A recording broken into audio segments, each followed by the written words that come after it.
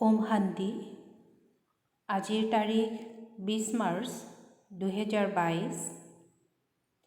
আজি ৰবিবাৰ। অব্যক্ত বাপদাদাৰ অব্যক্ত মুৰলী। আজি অব্যক্ত মুৰলীৰ ৰিভাইজ তাৰিখ 1 মাৰ্চ 1990 চন। আৰু আজিৰ মুৰলীৰ সাৰ হৈছে ব্ৰাহ্মণ জীৱনৰ আধাৰ, দিব্য বুদ্ধি আৰু আত্মিক দৃষ্টি। আজি দিব্য বুদ্ধিৰ বিধাতা আৰু আত্মিক দৃষ্টিৰ দাতা বাপদাদাই চাৰিওফালৰ দিব্য বুদ্ধি প্ৰাপ্ত কৰোঁতা সন্তানসকলক চাই আছে হওক। প্ৰত্যেক ব্ৰাহ্মণ সন্তানৰ এই দুটি বৰদান ব্ৰাহ্মণ জন্ম হওঁতেই প্ৰাপ্ত হয়। পিতাই কৈছে, প্ৰত্যেক ব্ৰাহ্মণ সন্তানৰ এই দুটি বৰদান ব্ৰাহ্মণ জন্ম হওঁতেই প্ৰাপ্ত হয়। দিব্য বুদ্ধি আৰু আত্মিক দৃষ্টি এয়া জন্মসিদ্ধ অধিকাৰ হিচাপে সকলোৰে প্ৰাপ্ত হৈছে। এই বৰদান ব্ৰাহ্মণ জীৱনৰ আধাৰ হয়। জীৱন পৰিৱৰ্তন বা জীৱন্তে মৃত জন্ম, ব্ৰাহ্মণ জীৱন এই দুটাৰ প্ৰাপ্তিকহে কোৱা হয়।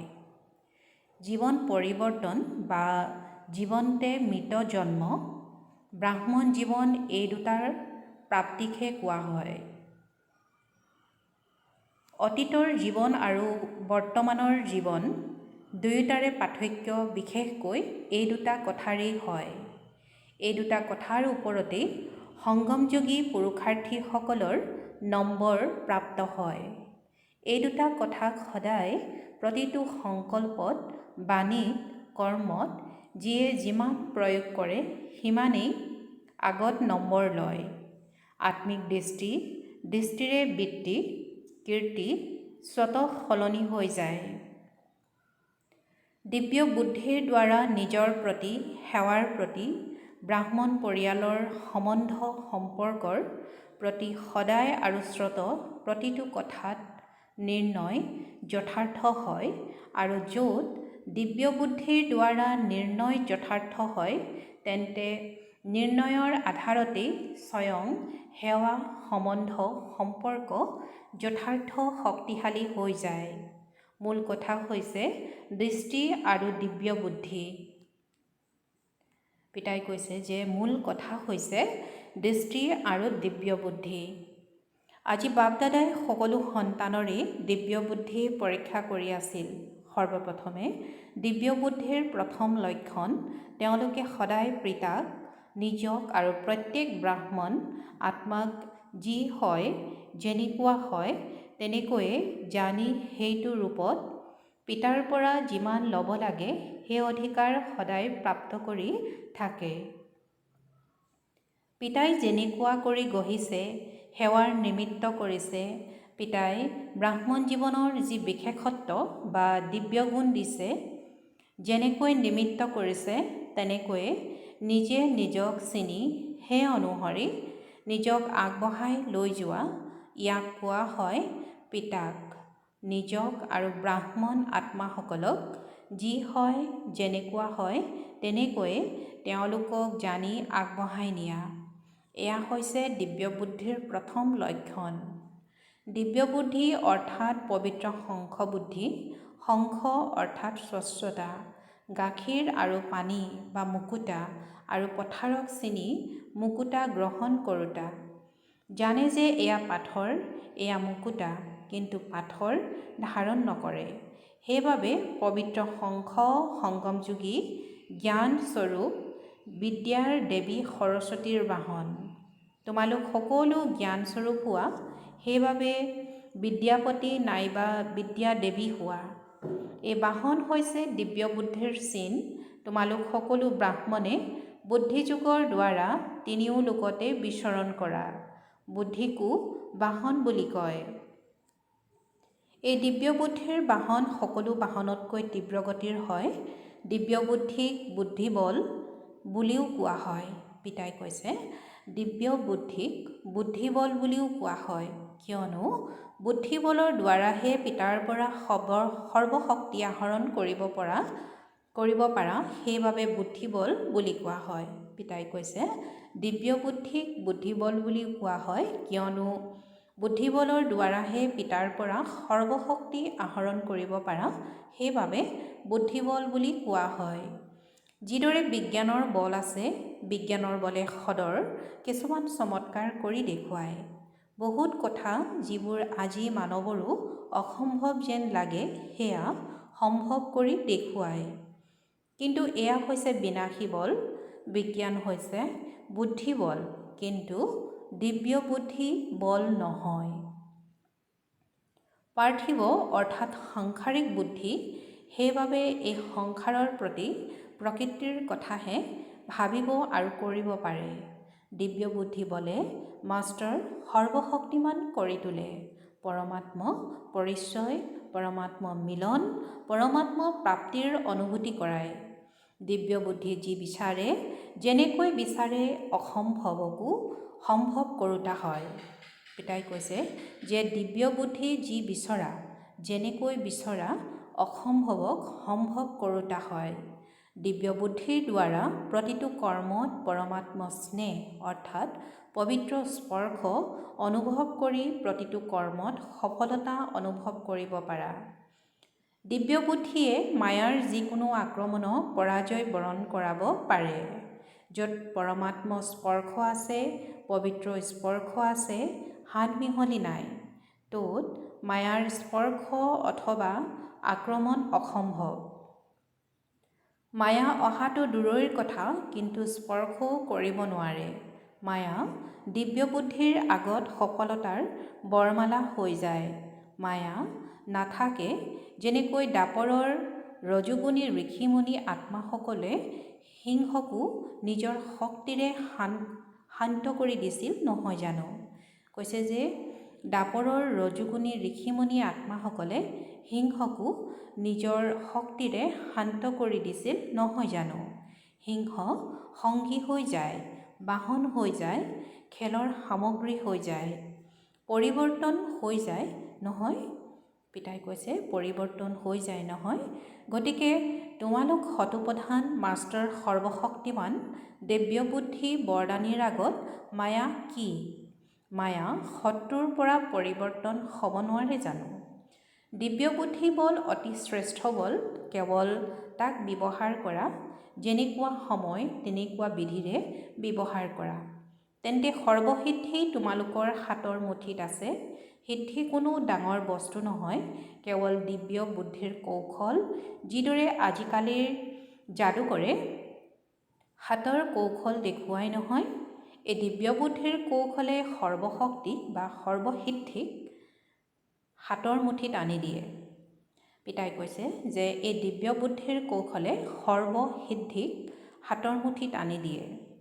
তোমালোক সকলো ব্ৰাহ্মণ আত্মাই সৰ্বসিদ্ধি প্ৰাপ্ত কৰিছা, কিন্তু দিব্য সিদ্ধি সাধাৰণ নহয়। পিতাই কৈছে যে দিব্য সিদ্ধি সাধাৰণ নহয়। সেইকাৰণে তোমালোকৰ মূৰ্তিবোৰৰ দ্বাৰা আজিও ভক্তই সিদ্ধিপ্ৰাপ্ত কৰিবলৈ যায়। যিহেতু সিদ্ধিস্বৰূপ হৈছা, সেইবাবেতো ভক্তই তোমালোকৰ ওচৰত খুজিবলৈ যায়।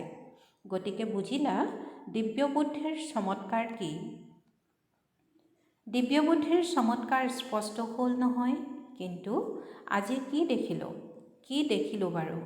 শিক্ষকসকলে শুনোৱা। শিক্ষকসকলতো পিতাৰ সমান মাষ্টাৰ শিক্ষক হৈ গলা নহয়। শিক্ষক অৰ্থাৎ প্ৰতিটো সংকল্প, বাণী আৰু প্ৰতিটো ছেকেণ্ডত সেৱাত উপস্থিত এনেকুৱা সেৱাধাৰীকহে বাপ-দাদাই শিক্ষক বুলি কয়। সকলো সময়তেতো বাণীৰ দ্বাৰা সেৱা কৰিব নোৱাৰা, ভাগৰি পৰিবা নহয়, কিন্তু নিজৰ চেহেৰাৰ দ্বাৰা সকলো সময়তে সেৱা কৰিব পাৰা।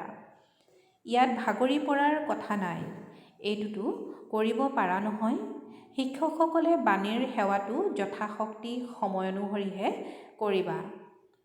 কৈছে যে শিক্ষকসকলে বাণীৰ সেৱাটো যথাশক্তি সময় অনুসৰিহে কৰিবা, কিন্তু চেহেৰা ভৱিষ্যত ফৰিষ্টাৰ হওক। সংগম যুগৰ ভৱিষ্যত হৈছে ফৰিষ্টা। সেয়া যদি চেহেৰাত প্ৰত্যক্ষ হয়, তেন্তে কিমান ভাল সেৱা হ'ব। যেতিয়া জড়চিত্ৰই চেহেৰাৰ দ্বাৰা অন্তিম জন্মলৈকে সেৱা কৰি আছে, গতিকে তোমালোক চৈতন্য শ্ৰেষ্ঠ আত্মাসকলে নিজৰ চেহেৰাৰ দ্বাৰা সেৱা সহজে কৰিব পাৰা। তোমালোকৰ চেহেৰাত সদায় সুখৰ, শান্তিৰ, আনন্দৰ ৰেঙনি প্ৰত্যক্ষ হওক। যেনেকুৱাই দুখী অশান্ত আত্মা, চিন্তিত আত্মা নহওক, তোমালোকৰ চেহেৰাৰ দ্বাৰা নিজৰ শ্ৰেষ্ঠ ভৱিষ্যত গঢ়িব পাৰে। এনেকুৱা অনুভৱ হয় নহয়? অমৃতবেলা নিজৰ চেহেৰা পৰীক্ষা কৰা। যেনেকৈ শাৰীৰিক চেহেৰা পৰীক্ষা কৰা নহয়, তেনেকৈ ফৰিষ্টা চেহেৰাত আনন্দৰ, শান্তিৰ, সুখৰ অলংকৰণ ঠিকে আছেনে, এয়া পৰীক্ষা কৰিলে তেতিয়া শ্ৰুত আৰু সহজে সেৱা হৈ থাকিব। শিক্ষকসকলৰ সহজ লাগে নহয়? এই সেৱাটো 12 ঘণ্টাই কৰিব পাৰা। সেই বাণীৰ সেৱাটো 2-4 ঘণ্টাহে কৰিবা। পৰিকল্পনাৰ কাম, ভাষণৰ কাম কৰিলে ভাগৰি পৰিবা। ইয়াততো ভাগৰি পৰাৰ কথাই নাই, স্বভাৱ সিদ্ধ হয় নহয়। এনেয়েতো অনুভৱী সকলোৱে হোৱা। কিন্তু বাপদাদাই দেখিছে বিদেশত বহুতেই কুকুৰ আৰু মেকুৰী পোহে। এনেকুৱা খেলৰ সামগ্ৰীও ইয়ালৈ আনে। গতিকে বহুত ভাল অনুভৱ কৰা, কিন্তু কেতিয়াবা কুকুৰ আহি যায়, কেতিয়াবা মেকুৰী আহি যায়। ইয়াক খেদি পঠিওৱাত সময় অতিবাহিত কৰি দিয়া। কিন্তু আজি শুনালো নহয়, মায়া তোমালোকৰ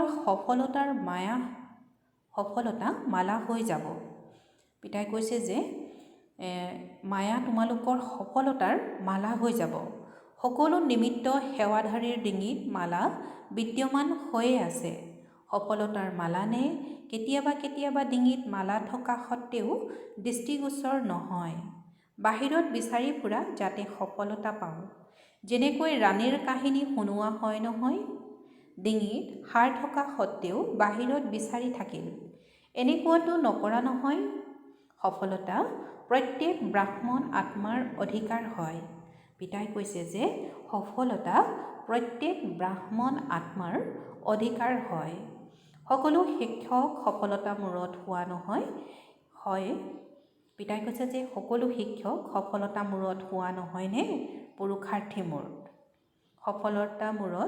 সফলতা মূৰত হোৱা নহয় নে পুৰুষাৰ্থী মূৰত?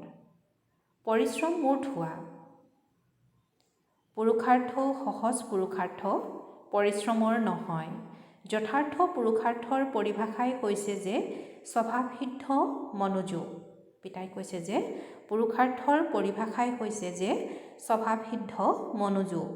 বহুতে কয় মনোযোগ দিব লাগে নহয়, কিন্তু মনোযোগ দিয়াটো দুশ্চিন্তালৈ সলনি হৈ যায়। এয়া গমেই পোৱা নাযায়। স্বভাৱসিদ্ধ মনোযোগ অৰ্থাৎ যথাৰ্থ পুৰুষাৰ্থী। শিক্ষকসকলৰ প্ৰতি বাপদাদাৰ মৰম আছে, সেইবাবে পৰিশ্ৰম কৰিবলৈ নিদিয়ে।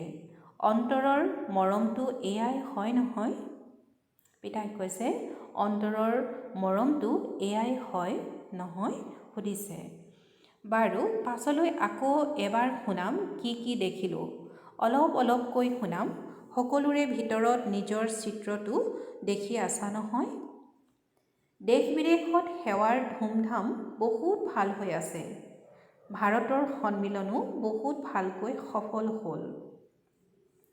সফলতাৰ চিন হৈছে সফলতাৰ সুবাসত আগন্তুক আত্মাসকল নিজৰ উৎসাহ উদ্দীপনাৰে সংখ্যাত বাঢ়ি গৈ থাকে। ভালৰ চিন এয়া যে সকলোৰে ভিতৰত দেখাৰ শুনাৰ পোৱাৰ ইচ্ছা বাঢ়ি গৈ আছে। পিতাই কৈছে ভালৰ চিন এয়া যে সকলোৰে ভিতৰত দেখাৰ শুনাৰ পোৱাৰ ইচ্ছা বাঢ়ি গৈ আছে। এয়া হৈছে ভালৰ লক্ষণ। গতিকে এনেকৈ নাভাবিবা যে সংখ্যা কম হ'ব।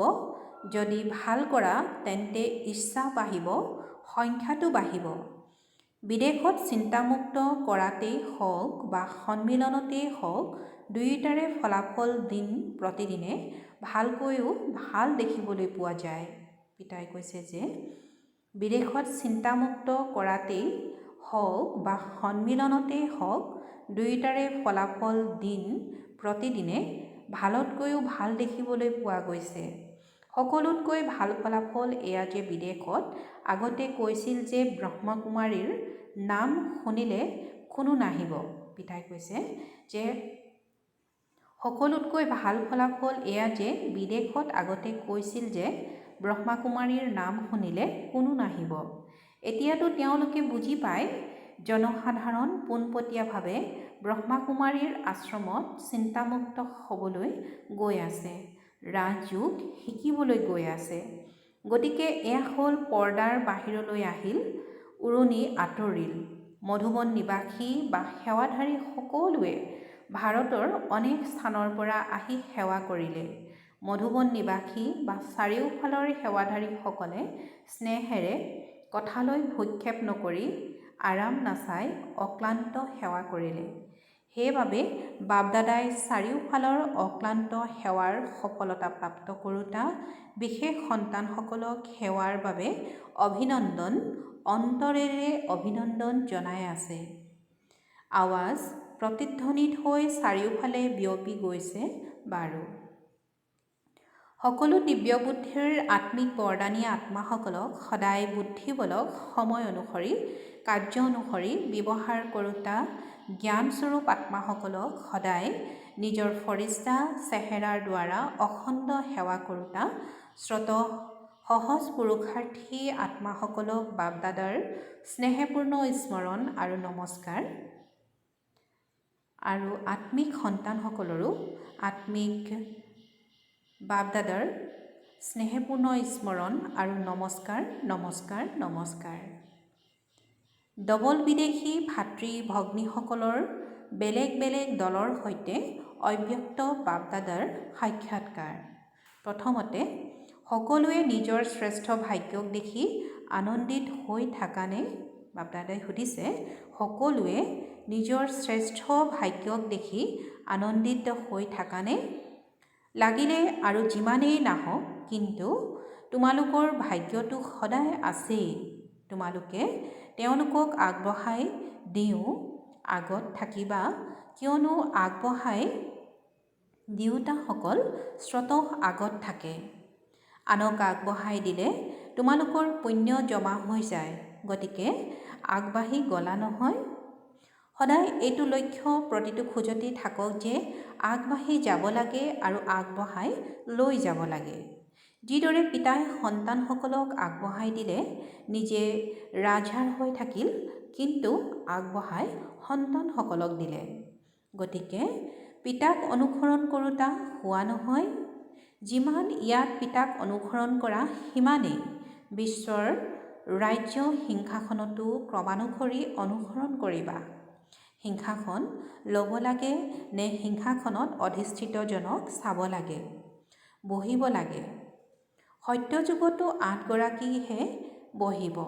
পিতাই কৈছে সত্যযুগতো 8 গৰাকীহে বহিব। তেন্তে কি কৰিবা?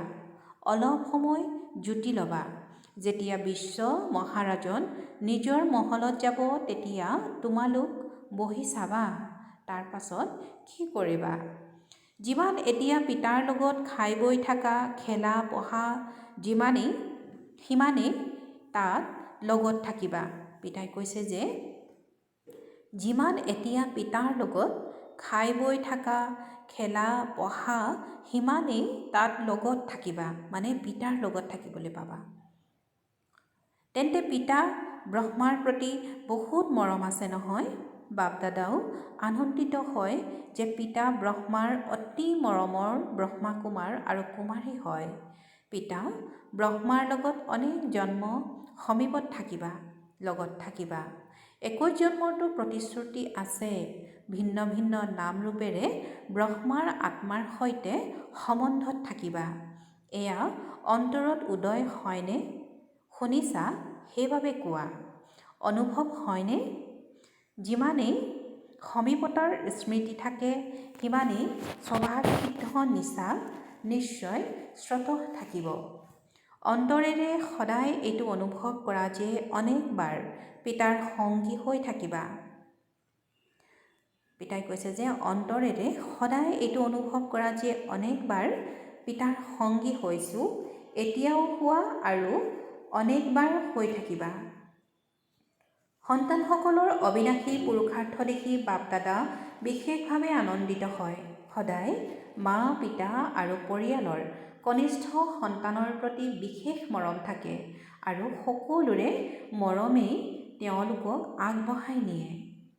পিতাই কৈছে যে সকলোৰে মৰমেই তেওঁলোকক আগবঢ়াই নিয়ে। বাপ দাদাই সদায় চাই থাকে যে কোনটো সন্তান কিমান আগবাঢ়ি গৈ আছে আৰু সেৱাত কিমান বৃদ্ধি কৰি আছে। গতিকে সদায় এইটোৱে বৰদান স্মৃতিত ৰাখিবা যে সদায় নিৰন্তৰ আৰু স্বভাৱসিদ্ধ পুৰুষাৰ্থী হোৱা। এইটো বছৰ এইটো বৰদানেই স্মৃতিত ৰাখি স্মৃতিস্বৰূপ হ'বা।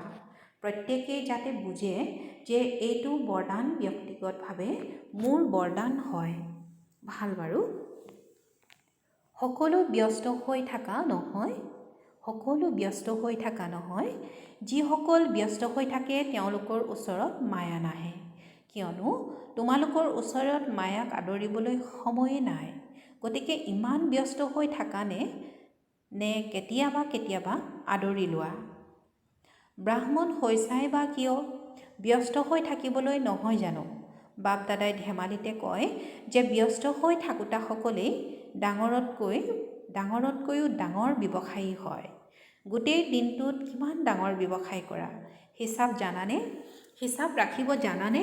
প্ৰতিটো খোজত পদমৰ উপাৰ্জন হয়। খোজে প্ৰতি পদম। গোটেই কল্পত এনেকুৱা ব্যৱসায় কোনেও কৰিব নোৱাৰে। পিতাই কৈছে প্ৰতিটো খোজ প্ৰতি পদম গোটেই কল্পত এনেকুৱা ব্যৱসায় কোনেও কৰিব নোৱাৰে।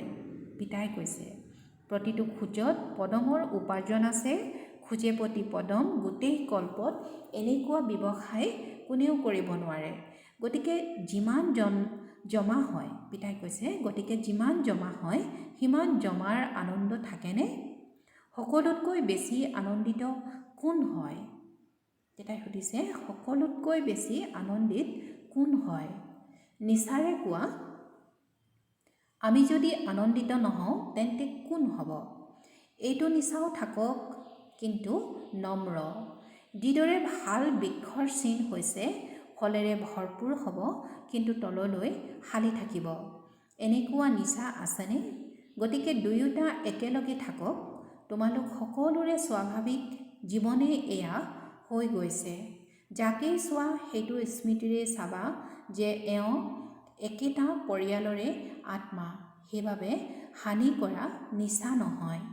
প্ৰত্যেক আত্মাৰ প্ৰতি অন্তৰৰ মৰম স্বতঃ জাগ্ৰত হয়। কেতিয়াও কাৰো প্ৰতি ঘৃণা জন্মিব নোৱাৰে। কেতিয়াবা কোনোবাই গালি দিলে তেতিয়াও ঘৃণা জন্মিব নোৱাৰে। প্ৰশ্ন উঠিব নোৱাৰে। য'ত প্ৰশ্নবোধক চিহ্ন থাকিব ত'ত অস্থিৰ নিশ্চয় হ'ব। জ্যোতিচিহ্ন লগাওঁতাসকল সম্পূৰ্ণকৈ উত্তীৰ্ণ হয়। জ্যোতিচিহ্ন তেওঁলোকেই লগাব পাৰে যাৰ ওচৰত শক্তিৰ পুঁজি ভৰপূৰ হৈ থাকে। ভাল বাৰু। বাপ দাদাই বিদায়ৰ সময়ত সকলো সন্তানক হোলীৰ শুভেচ্ছা জনালে। বাপ দাদাই বিদায়ৰ সময়ত সকলো সন্তানক হোলীৰ শুভেচ্ছা জনালে। হোলী অৰ্থাৎ পবিত্ৰ। সন্তানসকলৰ বাবে সদায় হোলী মানে ফাকুৱা উৎসৱ। সদায় জ্ঞান ৰঙেৰে ৰাঙলী হৈ আছা, সেইবাবে বিশেষভাৱে ৰং লগোৱাৰ আৱশ্যকতা নাই। এওঁলোকেতো নলগায়েই নহয়। পিতাই কৈছে এওঁলোকেতো নলগাই নহয়। বিদেশত নলগোৱা সেয়াটো হৈছে মনোৰঞ্জন। বাকী ৰঙেৰে ৰাঙলী হৈ মিকি মাউচ হ'ব নালাগে। পিতাই কৈছে বাকী ৰঙেৰে ৰাঙলী হৈ মিকি মাউচ হ'ব নালাগে। সদায় হোলী সংঘ হোৱা, হোলী হৈ থাকোঁতা হোৱা আৰু হোলী উদযাপন কৰোঁতা হোৱা। আনকো হোলী কৰি তোলাৰ ৰং লগোৱা। পিতাই কৈছে যে আনকো হোলী কৰি তোলাৰ ৰং লগোৱা। সকলো সন্তানক হোলীৰ বাবে শুভেচ্ছা আৰু লগতে উৎসাহ উদ্দীপনাৰ জীৱনত উৰাৰ বাবে শুভেচ্ছা।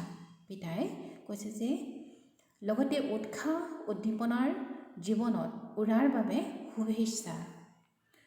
আৰু আজিৰ বৰদান, সাক্ষীবোধৰ অচল আসনত বিৰাজমান হৈ থাকোঁতা অচল অটল প্ৰকৃতিজিত হোৱা।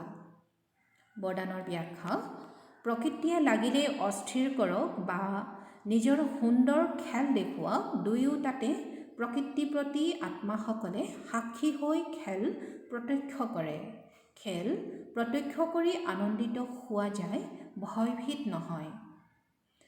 যিসকলে তপস্যাৰ দ্বাৰা সাক্ষীবোধৰ স্থিতিৰ অচল আসনত বিৰাজমান হৈ থকাৰ অভ্যাস কৰে, তেওঁলোকক প্ৰকৃতি বা ব্যক্তিৰ কোনো কথাই অস্থিৰ কৰিব নোৱাৰে। পিতাই কৈছে, যিসকলে তপস্যাৰ দ্বাৰা সাক্ষীবোধৰ স্থিতিৰ অচল আসনত বিৰাজমান হৈ থকাৰ অভ্যাস কৰে, তেওঁলোকক প্ৰকৃতি বা ব্যক্তিৰ কোনো কথাই অস্থিৰ কৰিব নোৱাৰে। প্ৰকৃতি আৰু মায়াৰ 5 খেলুৱৈ মানে 5 খেলুৱৈয়ে নিজৰ খেল কৰি আছে আৰু তোমালোকে সেয়া সাক্ষী হৈ প্ৰত্যক্ষ কৰা, তেতিয়া অচল অটল প্ৰকৃতিজিত আত্মা বুলি কোৱা হ'ব। আৰু আজিৰ শ্লোগান, মন বুদ্ধিক একমাত্ৰ পিতাৰ প্ৰতি একাগ্ৰ কৰোঁতাজনী পূজ্য আত্মা হয়। পিতাই আজি শ্লোগানত কৈছে যে মন বুদ্ধিক একমাত্ৰ পিতাৰ প্ৰতি একাগ্ৰ কৰোঁতাজনী পূজ্য আত্মা হয়। ওম শান্তি।